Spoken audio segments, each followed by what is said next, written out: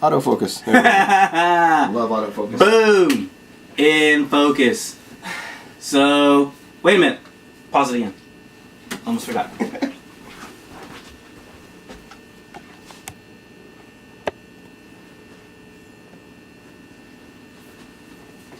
Yeah! What's up? Once again, boy, have you messed up. You've landed on matinee prices. I'm so sorry. But since you're here... You opened the wrong door, man. You opened the wrong... You chose poorly. You chose poorly. But, you know... But here you are, and... so have we, so, you know, come in. And, Be amongst poor choosing friends. This is our probably at least 5th or 6th show. We're still not 100% sure what order these are in. This is our 300th show, dude. Yeah. This is like our anniversary. I gotta figure by now we've got at least 9 viewers. Yeah. So, cheers to you Frasier people out there. Raise a glass to the people who actually watch this. But all joking aside, if you are watching this show, we really appreciate it because this is what we enjoy doing. No, we don't. I mean, we enjoy it, but we don't appreciate you. All right, I appreciate you. He does. I'm a little more, genteel about this sort of thing. I was gonna say Caucasian. I'm a little more Caucasian about this sort of thing. Caucasian about this sort of thing. So, I'm much more ethnic. And don't appreciate... Which is why this whole thing works so good.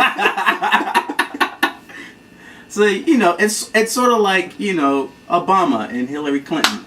Exactly. Yeah. God, if they were just out there fighting crime on the streets. Oh my God, that would be awesome. I would read the hell out of that. That would be fantastic. Ironically enough, Obama would be like good cop. Like, she would be the renegade. Damn it, Hillary! I was like, look, did you kill the Joker again? It's like, how many times have I told you? Like, look, dude, you want to put the gun down? Seriously, what you gonna do about me? Nothing. But my partner over here will freaking eat your intestines if you don't put that gun away. Seriously, I don't care what you've done. I will let you go. Like Michelle's cool with it. I'm cool with it. But Hillary, not gonna happen. Yeah, I'd watch that. I would too, man. God. Who would they? Oh, man. Who would they? They probably cast Melissa McCarthy though. Melissa McCarthy is Hillary. Yeah, which isn't bad. No, but it's just that it's an interpretation. She's in everything now. Kevin Hart as Barack Obama.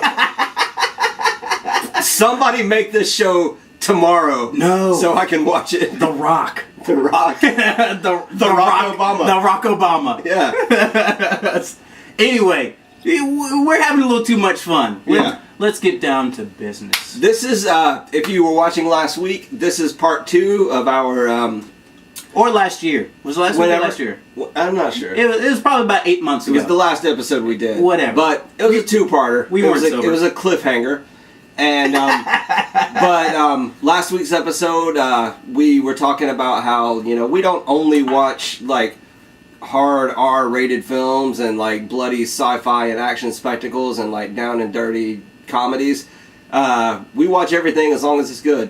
So we decided that we did want to change things up because we had talked about vampire movies, we talked about extreme violence in cinema. So we're like, all right, we're talking about kids movies and not so much just kids movies that like parents can watch with their children and they'll enjoy it. Movies that children could learn something from. And but the main criteria is that these are well-made movies that maybe aren't so well known. We're not going to be talking about we're not going to really talk about Pixar or Kung Fu Panda or anything like that. Those are all awesome, but you know about those. Yeah. So these are some stuff that either you don't know about or maybe you haven't seen in a while. No Despicable Me, no Minions. You know about those. You know about that stuff. You know about that stuff. We're going to talk about those stuff. You could also watch these with your pet. For those of you who don't have kids yet but have pets, you got your dog, you got your cat, you got your chinchilla, you've got a gecko. And remember, a pet is just a child that it's, legally okay to leave at home for 7 hours at a time. Just leave them. It'll be fine. You can't do that with a human kid because of, laws. You can't. Can you? You really can't. I mean, Times have changed, man. Times have really changed. We got left home all the time. Our parents went out and had fun and seriously dancing, came back, told us all about it. We're like, oh, I can't wait to be big and I can go out and do that stuff. Yeah. Yeah. All right, well. Anyway, there's our bizarre introduction. How's it going? All right. So Part 2 of our kids special. Part 2. So I guess I'm up. I'm going to take one more swig from my giant cup and talk to you about A Town Called Panic. Now, this is for those of you who don't know, and a lot of you probably don't. This is a foreign film. It's French. And again, I apologize because I know I do a lot of foreign stuff that will require subtitles. I do it, and I've done it in the past. I'm gonna continue to do it. I'm sorry. The subtitles on this are pretty minimal. There's not a it's a visual movie. No, well, it's both. Yeah. Because there's visual, but stuff that goes on. It's okay. So the Lego Movie, also stop motion. They just use Legos and a whole bunch. Morgan Freeman and a whole bunch of actors we know. Box trolls and stuff like that. And they just. All the Leica stuff. This is the same thing, except they use the old school plastic cowboys and Indians. The cheap plastic figures that have the little base on them, so that they're you can't even move their legs. They're walking like this. So, but they walk like that in this thing, and it's fantastic. So literally, the lead characters are a cowboy. His name is Cowboy. There's an Indian. His name is Indian, and a horse. Guess what his name is? Stefan. Steven. It's like Aloysius. His name is Horse. And because it's the only version that was released overseas is still French, original French language and English subtitle. So they're speaking in French the entire time. I now know the horse, cheval, is French for horse. Yep. Because they say cheval, cheval, cheval, cheval. They say it all the time. And you can learn French by watching this movie. You can learn French, or fine. Let's be real. Your child can start to learn French.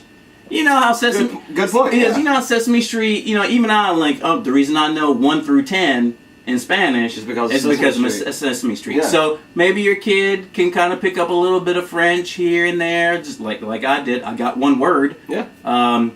But kids' brains are little sponges. They'll soak all. They'll soak up anything. Yeah. Like bleach, all types of stuff. Pine Sol. Don't do that, by the way. No. Rap Rosen. Don't do what I did. Don't tell the police I did that. So where was I? Kids are awesome, and they would probably love this because, like the Lego Movie, it's frenetic. Yeah. This movie is frantic. But I will say this. It never lets up. If the Lego Movie was on, let's say, Red Bull, some sort of energy drink. Yeah. This movie is on cocaine. Really, that's really the best way to describe it.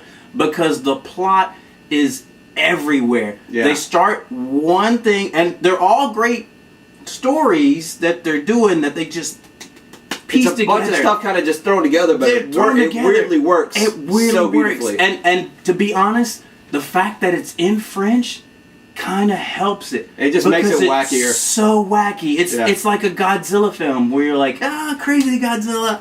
These crazy Japanese running from Godzilla as he tramples their freaking city. Yeah. Oh my goodness, here's another monster. That sort of thing. It's like that, except for kids. And you can watch it and be like, what the heck is going on? But you'll sit down and you'll try and watch and figure out what the heck is going on. Yeah. I promise you will do this. Yeah, you can't start this movie without finishing it just because it's so bizarre. It immediately sucks you in. You will finish this movie. It's everywhere. They go underwater, like an underwater alternate universe. They go to an Arctic wasteland. They go to the center of the earth. And this is after you see them in their little town.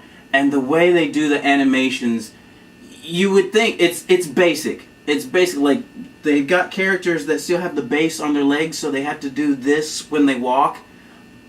And you would think that would get old. Like, all of that would get old. I had a few of those cheap plastic toys when I was little. And they got old pretty quick. But the way they do it is hilarious and extremely inventive and genius. And there's going through, they build a house and this guy rides a tractor through a teeny little doorway And so they squish the tractor, and it's stop motion. So as it's going through and it goes through really fast, the tractor basically shrinks in one frame and fits through the door and drives around the room and goes back out another doorway. And you're like, wait, what? Yeah. It's crazy. It's crazy. And that's just one of the million things that they did in this movie. And your kids will probably be, I can imagine them saying, I don't want to watch this. And you throw it on, and they do that sort of like, wait. Their eyes will get wide. What are we watching? And they won't be able to stop. And you can creep away probably for like a good hour and do whatever like adult stuff you want to do. Or you can sit there and watch it with them. Watch it with them because you're a very responsible parent doing responsible things and watching your kid and bonding. But here, just to give you notes, it was the box office in the U.S. was 165,000. I almost can guarantee that of the 9 people who've, well, probably a lot of Isart people. All right, so 5 of you probably haven't seen this. Yeah. The other 4 would be Vizarters, and they have. And they have. It's got a couple of bad words. I will warn you about that. It's PG. But they're all at the end. It's like you can count them on. It's literally like 5. Yeah. And they say, what the hell is going on? Yeah. Or what the hell is this? And you bastard. That's it. That's it. So really pretty tame, unless you're that one lady. I don't know if you remember her. Who tried to get Married with Children canceled? Oh, well, her I don't remember. I'm talking about the lady who came in. She was like, my child is growing older, and I want them to watch older kids' things. I'm like, okay. Oh, okay. And she was trying to graduate from, like, VeggieTales. Yeah. And I was like, all right, well, there's this. She's like, no. She eliminated Disney, Looney Tunes, Garfield, the book stuff. By the time I got into like the Scholastic books, she's like, "No, he's not ready for that." I'm like, "Well, that leaves you with, hey, look at that, VeggieTales." Like she just said no to everything. So hard to please later. Yeah, and she just wasn't. I don't know if he wasn't ready to make that next step, or she wasn't ready to. I'm sure he was fine. So if you're not ready to make that next step, don't make it. Just ignore everything I've just said. Not that hard. Smoke something, drink something, and just be ready and start paying attention again when Cameron starts talking. You said that age for like 10, maybe 11 years old. It could be younger just because the visual, it's so bright and so vivid. Imagine all those, it's a bunch of toys. And it's a bunch of toys. Imagine all those little shorts that they do on Sesame Street. Yeah. Where they animate little things like that. It's like that, except it's just continuous and it's crazy. Or it's like it's kind of like Robot Chicken without the cursing and sex jokes. Right. It's because it is like it's people have taken toys from your childhood and made a movie out of it. Yeah. So if you appreciate the animation and the work that goes into something like this, like Robot Chicken or Paranorman or Wallace and Gromit, stuff like that, it's quality work. You will really love this. It's quality work. I think the guys who helped produce them were the guys from Aardman. So Wallace and Gromit. Yeah, so they help put it out. Connection. It's quality stuff. And it's just nice to know that people still, like worldwide, this type of animation is still out there. It was the first stop motion to be screened at Cannes Film Festival. Nice. Yeah. There's your criteria right there. So there's your pedigree right there. Yeah. Take that and smoke it. But that's my pick. Take it for what you will. And now Cameron's gonna rap to you about one of his picks. All right, today I'm going to talk about something. Anyone over a certain age knows this movie, but you probably haven't seen it in a while. Any kids under a certain age, probably never seen this movie, probably never heard of it. I'm talking about 1971, The Point, a made-for-television animated masterpiece. This film, if animation-wise, this movie is a work of art. Like, because we're animation nuts, and sometimes with CG and everything, I feel like, as much as I love the stuff Pixar and DreamWorks are doing, part of me is like, it's too easy now. And it makes me really appreciate older stuff where there were men and women hunched over tables drawing animation cells, you know, working for hours and hours a day to get like a 3-second chunk of a movie made. Yeah. So this movie Which is how they do stop motion. As exactly. Well. Yeah. So we're talking about traditional stuff in this episode. If you're familiar with the old 1970s Tootsie Pop commercial, Mr. Owl, how many licks does it take to get to the center of a Tootsie Pop? Because they still show this commercial. I saw this commercial last week. This commercial's been on the air for 40-something years and they still show it. The same man who made that commercial made this movie. His name is Fred Wolf. It's not the Fred Wolf that worked on Saturday Night Live for many years. Different guy. He went on to work on the Chipmunks, Teenage Mutant Ninja Turtles, the Wuzzles, and he also made Puff the Magic Dragon. This was written Puff. Come on now. by Harry Nilsson, who Rolling Stone magazine named as one of the 100 greatest singer-songwriters of all time. He wrote the song Everybody's Talking at Me from Midnight Cowboy. What number was he? I don't know. Like 79? 68, 68. Okay. 45, I don't know.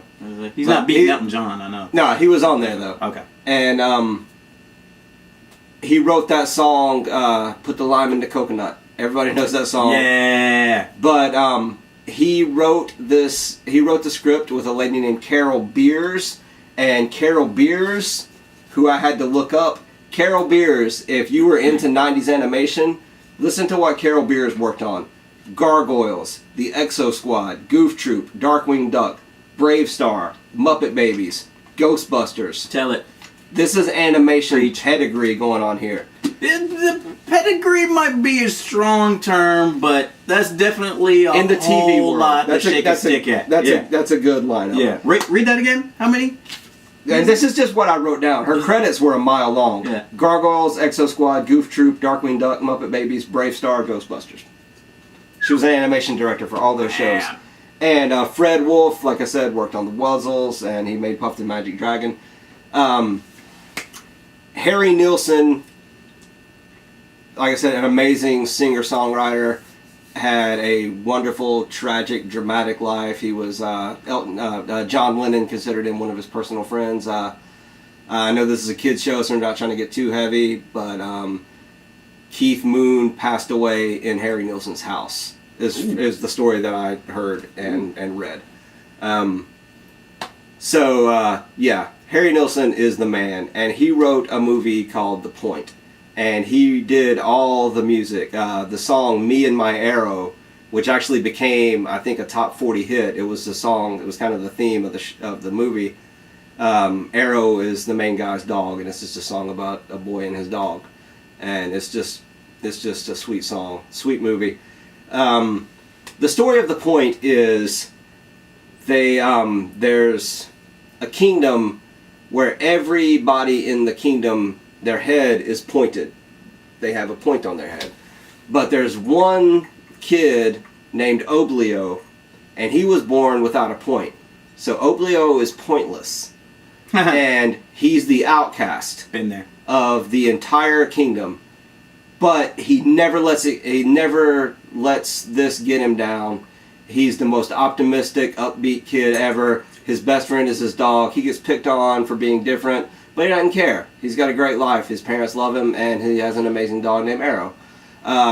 One day he kind of runs afoul of the local rich boy whose dad kind of has the king's ear and plays on people's paranoia, plays on the king's weaknesses, and basically like convinces the king to banish Oblio from the kingdom because he's different. So you got a rich loudmouth who wants to kick people out of the country because they're different. The 1%. Oddly prescient from what's going on in today's, what's going on in 2016. So the movie's about acceptance and about kind of finding out who you are and being okay with it. They banish him to the Pointless Forest. When he gets to the Pointless Forest, Oblio and Arrow, kind of through a series of bizarre misadventures, they realize that nothing is pointless. Everything and everyone has a point. Everyone has a reason for living. Are you drinking wine? What is that? Is that wine? It's cheer wine. You're close. Okay. Yeah. All right. All right. So Oblio, like I said, Oblio has some crazy adventures, meets some crazy wacky people in this wonderful animated world that was created by these masters of animation. And he takes what he learns that the pointless forest is indeed not pointless. So he goes back home and to try to tell everyone, hey, there's no such thing as the pointless forest. There's no such thing as anything being pointless. Everyone has a point.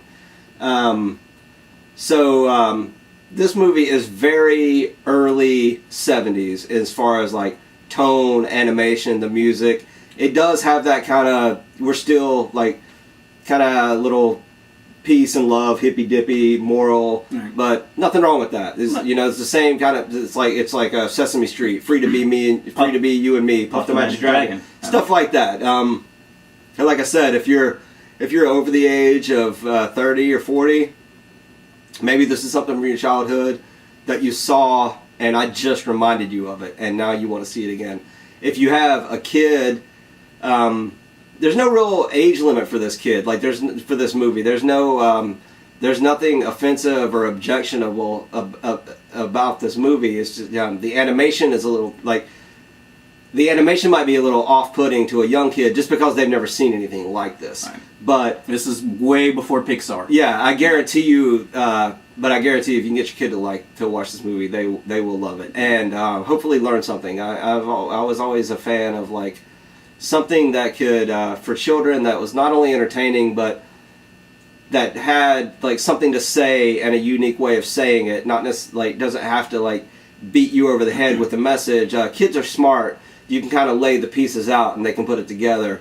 And a kid could watch this and was like, oh, this is about bullying. This is about tolerance. This is about like. Somebody's different, but that's cool. Plus, it's not dark and cynical, and there's nothing cynical and edgy about this movie. There's nothing hip about this movie, which makes it amazing. Yeah, it's not gonna puncture their innocence balloon, if you will. No. That it's gonna happen, and once that gets popped, it's gone forever. So you treat it while you have it. Kind of nurture it while it's there. And this is it's not going to be around for long. And and this is a good movie for that. Like I said, it has a good message, has a good moral, it has something to say. Great music. Like I said, Harry Nilsson, one of the great all-time songwriters of all time. So you're going to enjoy the music. The cast. So there were several different cast iteration versions of this movie. So they did the original TV broadcast, and Dustin Hoffman was the voice of it's basically a guy is reading the story to his kid. It's kind of like Princess Bride. So it's kind of, the wraparound is like a guy is reading his son a bedtime story. In the original broadcast version, the father was played by Dustin Hoffman. That version has all but disappeared, and it's hard to find. When they released it on a home video years later, they did another version where they just re-recorded all the dad's lines, and that was Ringo Starr. If you've seen this movie, you probably saw the Ringo Starr version. And then they did another telecast, I think for Canadian television, where Alan Thicke was the voice of the dad. Huh. So they kept like getting new actors to do the voice of the dad. But I remember some Beatles fans who would talk about the point. Yeah. But according to them, I didn't realize Dustin Hoffman was before him. But Ringo Starr was the one I always heard about. And I feel like Ringo Starr is the one everybody is familiar with, just because that was the one that was released on VHS. And there we go. And this movie, it's available. You could just go to YouTube and watch this movie for free. I've gone to YouTube, and like this movie's just up there. So the filmmakers are obviously cool with people just seeing this movie, which I think is amazing. So if you can't find it on Netflix, or you can't find it, to download or anything, just watch it on YouTube. Last time I checked, it was just available to watch on YouTube for free. And so I feel like most people are familiar with the Ringo Starr version, because that's just that's the one that's out there.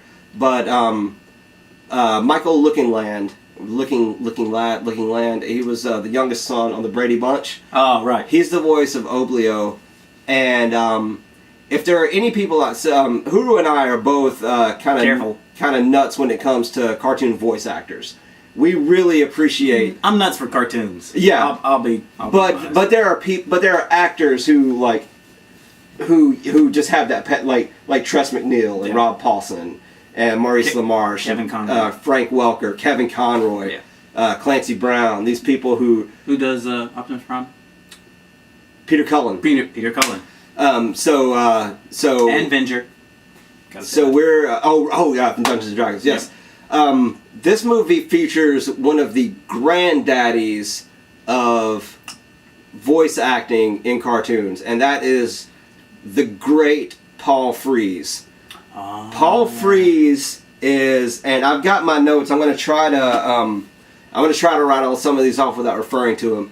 But any of the 1960s Christmas stop motion movies you saw, he did a voice in it. Jack Frost, Frosty the Snowman, The Year Without Santa Claus, Nestor the Long-Eared Donkey. He did all those. Rudolph? I'm sure he was in there somewhere. Okay. I think maybe he was the narrator. Okay. Or maybe Yukon Jack. I'm sure he was in there. Bumble's Bounce. The Last Unicorn, The Hobbit, Ralph Bakshi's The Lord of the Rings. Yeah. If you watch something that was animated that came out in the 70s, Paul Frees was in there somewhere. And now I am going to refer to my notes.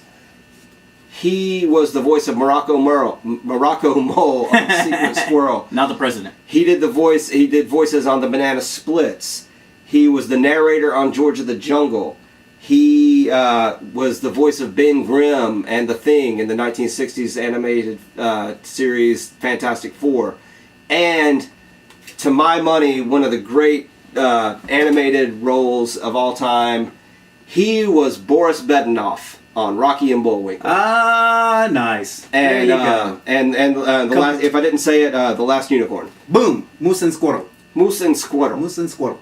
That's Paul Frees. He's no longer with us. He started doing voice acting back in the 40s and did it until he couldn't do it anymore. And I feel like people who make their living as voice actors now, people like your Kevin Conroys, your Mark Hamills, your Frank Welkers and Maurice LaMarche's, Tress MacNeille, all these wonderful people, I'm sure they consider him to be a personal hero, you know. If you're into rock and roll, if not, they should. You love the Beatles and the Stones. If you're into the people who made a lot of cartoons that much better just by coming up with these unique and memorable voices, Paul Frees is the man. So if Paul Frees's grandchildren or like a relative or just someone who knew him happens to stumble upon it, the 1 in a million chance, I just want you to know, secret lover, how much he really did, how much he meant to me, and how I really appreciate the work that he did, and that's good. He will not be forgotten. His work will live on forever, and just a fantastic human being, a fantastic actor. Actually, I don't know anything about him as a human being, so maybe he wasn't. I'm assuming he was because he got a lot of work in kids stuff. I'm hoping he was a great human being. I'm assuming he was. He didn't have great actor. Idle hands, so hopefully he didn't do the devil's work. We'll just leave it at that. Exactly. Yeah. So you good? You ready to wrap that one up? Yeah. Okay. I think that's we're. I think we said what we got a couple minutes. I'll give a quick shout out to Tomorrowland. Walt Disney, apparently, extremely expensive movie that did not do well. I've seen it. It's George Clooney, Hugh Laurie, Keegan-Michael Key. Keegan-Michael Key in there, and I've seen it, and it's not the best. Which is why we didn't review it as the main topic. But didn't deserve the slams. It did not deserve the slams. Yeah. And it's got two young female leads, and I feel in this day and age where it's still a lot of boy-centric, male-centric stuff, that it was kind of refreshing to see. Yeah. And I enjoyed it and had a lot of fun. So just a real quick shout out to Tomorrowland. Yeah, if you didn't see it, check it out. If you saw it again, give it a second chance. It's pretty good. What is that? This, my friend. Are you drinking absinthe? This Absinthe. Are you drinking absinthe? Well, you You know. can't drink absinthe on our kids show. Well, you know, it's our show. I mean, And it's okay. It's if- not for kids. That's true. And honestly, kids don't know what absinthe is. Absinthe is a fancy word for blueberry flavored Kool-Aid out there, children. It's really not. Don't ask your parents if you can have absinthe for dinner. I'm pretty sure this is absinthe. You'll wake up a week later, but you'll have some amazing dreams. It's wait. Is absinthe blue or green? It's usually. I don't know. Does it taste like licorice? Well, I mean, I think it's green. it's green, right? I think so. This is more. I'm thinking blueberry mouthwash. Ah, wait. Let's try it. Well, hand me one. What? Alright, fine. Let's see what we got here.